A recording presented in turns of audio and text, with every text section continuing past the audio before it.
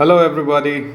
Welcome back to yet another presentation. Today, I'll be talking about balance sheet. It is one of the most important documents of a company, and it forms a part of the financial statements that you'll be looking at in a company's documents to assess the health of the company. Okay, among the financial statements, the other documents would be profit and loss or P&L statement and cash flow statement. And there are other financial statements, but these three are the key for an analyst to analyze the company, the health of the company, where it is progressing towards, where did it come from, what are its origins, what are its business lines. So those kind of information you could pick up from these three documents. Okay, shall we get into the presentation? So what we will be looking at here is, there's a disclaimer. Take some time to go through the disclaimer. What is a balance sheet? Components of a balance sheet. So we'll be talking about liabilities and under liabilities, what comes under that, and assets and what comes under assets. There are some key ratios, just a few. There are plenty of ratios, okay, but here we will be talking only about three key ratios which we can pick up from a balance sheet. And then I'll finally give you some pointers. So this is not a very in-depth presentation about the balance sheet, but it's more of a surface level. Once you're interested, once you can understand this, the basics, and you are interested, you can start diving deep in to get more knowledge, So I would encourage anyone to go deeper into it. So here's the disclaimer. So what is a balance sheet? Balance sheet is among the most important financial statements of a company. Like I mentioned earlier, it helps you understand the health of the company at a particular point of time, what the company owns and its receivables. So what it owns can be tangible or intangible, and the receivables can also be tangible. Okay, so what the company owns and its receivables, and what it owes. That means what it has to give out to its shareholders, owners, or customers, and its deductibles. Deductibles can be like it has to repay a loan, there's an interest coming, or have to pay legal charges because some customer has filed a case against or sued the company for a certain reason. So those are all liabilities, and those can be deductibles. Some payments that have to go out to suppliers. Those are all deductibles. Then what it does not show is, it does not show the profits and losses, and it does not show cash flow details. So there are particular documents for that. Like I mentioned earlier, for profits and losses, you have to go to a P&L statement or a profit and loss statement. For cash flow, you have to go to a cash flow statement.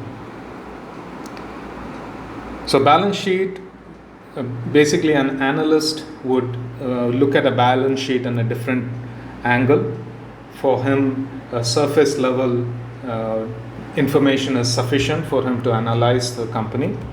Whereas if you want to become an auditor, in an auditor's perspective, you need more detailed information. So the balance sheet can be, for an analyst, it can be 1 to 2 pages, or even a single page is sufficient, or half a page is sufficient. But for an auditor, the balance sheet can go to 300-400 pages. Okay, so it can be that deep. And balance sheet is usually represented in a table format. What are the components of a balance sheet? So you have liabilities and assets. Under liabilities, what is a liability? Liability is anything that the company owes somebody, has to give out. When you say somebody, it can be another company, it can be a supplier, it can be the owner, shareholders or partners. So it has to give out. Okay, so cash goes out. That is a liability. Cash goes out, or the value of the asset depreciates, or there's a maintenance charge coming up. So when cash reduces in a company, anything that causes the cash to reduce in the company can be a liability. Okay. So under liability, you have equity, you have reserves and surplus, current liabilities, other liabilities, and total liabilities.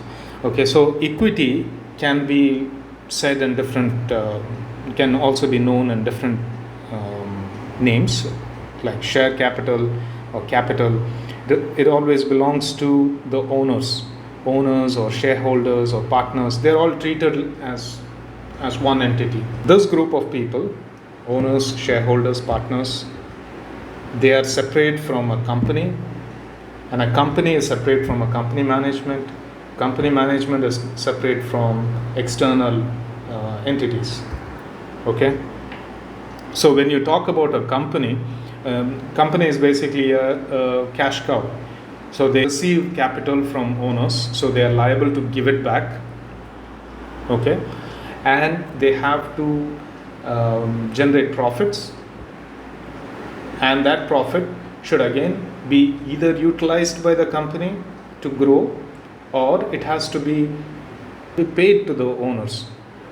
Okay, because the owners are not investing money in a company. They're not doing it on charity basis. They're not doing it on no interest basis, but they are expecting some returns out of the company. They're expecting some ROI, that means returns on investment. So equity is something that belongs to the owners. Now reserves and surplus are profits or surplus capital, and they should always be increasing over the period of time. Like if I'm analyzing a balance sheet today, I will look at a balance sheet of 5 years data, and I'll see if RNS keeps increasing in all the 5 years, say from 2020 all the way to 2024. If 2020 it was a certain X amount, 2021 it should be X plus 1, 2022 it should be X plus 2, 2023 it should be X plus 4. If it shows that kind of an increase, then the company is doing well. Okay, pay attention to this, because the company needs to grow. If it is not growing, it should increase every year. If it is not growing, then it's not a good sign. Your company needs to grow. Current liabilities are short term, that means less than 1 year. They are deductibles, payments, tax, legal payments like court cases. So those are current liabilities. Current liabilities are always short term. Other liabilities are long term. It can be debts, loans, interests. Okay, and total liabilities are the total of all of the above. That means equity plus RNS plus current liabilities plus other liabilities. That gives you the total of total liabilities. Assets, fixed assets. Fixed assets are land, building, machinery, anything that you can feel and touch, tangible. Okay, those are fixed assets. Furniture, office furniture, and everything. And current assets, just like current liabilities, they are also short term, less than a year. Normally current assets or cash equivalents, they are utilized to pay off the current liabilities. Okay, so current assets should always be greater than current liabilities, or it should be equal to current liabilities. That means you must be able to pay off your current liabilities, your short-term liabilities. Other assets are again long-term, greater than 1 year, and they can be used to pay off other liabilities. Okay, so and the total assets are the total of fixed assets, current assets, and other assets. So these are the main components of a balance sheet. Now, here's an example of a balance sheet. I've taken it from Money Control. Money Control is a good website for you to read about companies and about stocks. There are many other sites, but Money Control is something that I prefer. And you can also look into screener.in. If you want to learn financial terminologies, go to Investopedia. Okay, here's an example. I talked to you about share capital or equity, so the components. So you'll have the liabilities at one section of the table, and then assets on the other section of the table. So if you see here, liabilities are shown on the top and assets are shown on the bottom, and you will see the years data on the right hand side. So here you can see 5 years of data. Let's analyze it here. Most often the share capital will either remain the same or there will be a minimum increase. Mostly it remains the same. Okay. And if you see RNS seems to be increasing every year. It's a good sign. It came down here but increased again. It's a good sign. Okay, this is a balance sheet for Reliance Industries.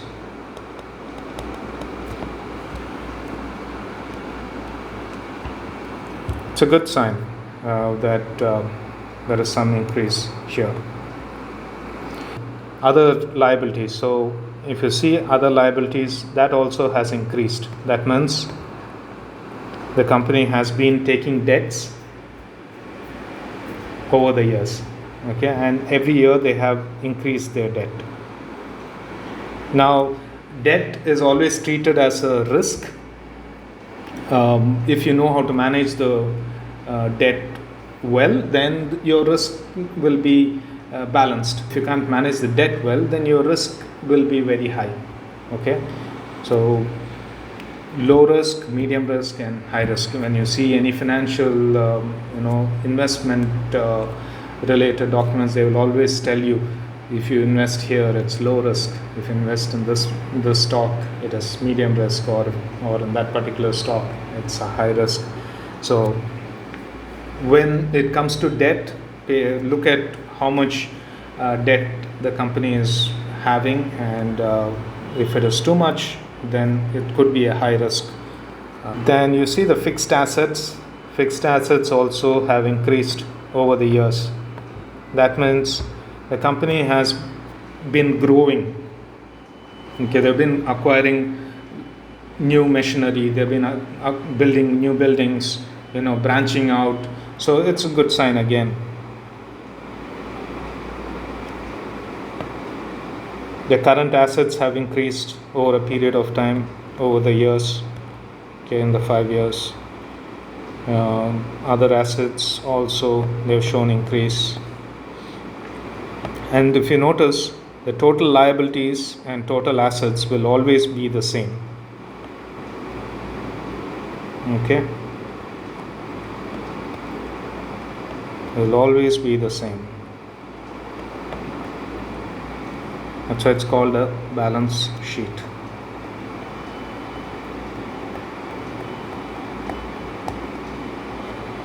Okay, and on the right hand side, if you notice, I'll explain these ratios a little in depth later on. First one is debt equity ratio, and you have working capital, which is current assets minus current liabilities, and the current ratio, current assets divided by current liabilities. Okay. EBITDA is a terminology. It's expanded as earnings before interest, tax, depreciation, and amortization.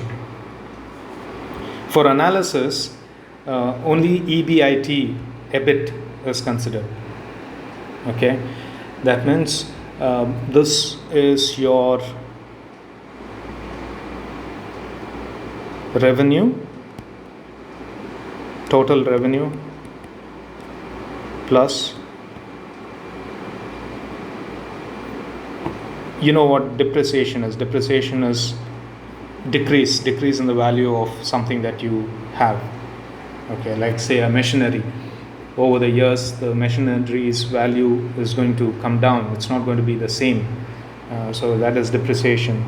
Now, amortization is also something related to depreciation of some intangible property that you have, okay, or of a loan or something. So, total revenue plus these things. Okay. So, as an analyst, you will look into EBIT, because EBIT shows you the total revenue. Total revenue is it's your gross profit. Okay, total revenue is your gross profit. That means you have expenses plus earnings in it. So your net profit, which is here, your net profit will be a minus of gross profit is a plus. Your net profit will be, that's equivalent to total earnings minus total expenses. Okay, so that will give you your net profit. What are your expenses? Your overhead, salaries, dividends, interest, taxes. So once all those are paid off, then you get your net profits. Okay. Now the company doesn't have to pay dividends. It's not compulsory. However, sometimes the company decides, the board, they will sit down and they will decide, this is the percentage that we will give as dividends. Okay, and to our shareholders. So per share, like say for example, if you own one share from Reliance Industries, and that one share is for example say 200 rupees, and they made a profit and it has jumped. When you bought it, it was 200 rupees, but now the company did well and it has jumped to 300 rupees. Okay, they made a lot of profit there. So they will decide, the board will sit down and they will decide, okay, let's give say 1% as dividend to all our shareholders. And if you own, say, now 1% of the profit, 1% of the profit would be, say your the company's profit is 100 rupees, 1% would be 1 rupee. Okay, and say you own 1,000 shares, so you will get 1,000 rupees as a dividend. Okay, now when a shareholder gets that amount, the shareholder is satisfied and wants to invest more in that company. So in order to gain the trust, of the shareholder and their willingness to invest in future, the company would give out dividends. They are not obligated to give those dividends, but they will decide whether to give or not. Key ratios: debt equity ratio, other liabilities divided by, like I told you that other liabilities refer to debt, loans, something that is a long term, liabilities that is long term. So you divide that with equity plus reserves and surplus, RNS. Okay, so the amount that you get there will show you whether the company is risky, what is its risk tolerance, whether it is low risk, medium risk, high risk. Depending on how much risk you're willing to take, you will invest in the company. Okay, so A good range would be between 2 to 0.5. Okay, 0.5 being low risk and 2 being high risk. Okay, it indicates the company's risk tolerance. And the next ratio is working capital. Working capital is current assets minus current liabilities. Always positive sign indicates that the company has enough funds for operational expenses. Okay, negative would mean that company is not able to manage its day-to-day operations. So that is not good. So company needs to have enough money to run the show. Current ratio, current ratio is current assets divided by current liabilities, or CA divided by CL. It should be greater than 1, which indicates that the company has sufficient funds to close or to pay off its current liabilities. Okay. Greater than 2 indicates that underemployed capital. Say if I have if say the company X has 10 crores of rupees INR and 5 crores is sufficient for them as a working capital. Okay, if they have, so the balance 5 crore, if it is not utilized, it's underemployed. That means the balance 5 crore can be invested somewhere else, or dividends can be paid, or the company can put as a fixed deposit. So the company should utilize the excess capital that it has in order to generate more income for the company.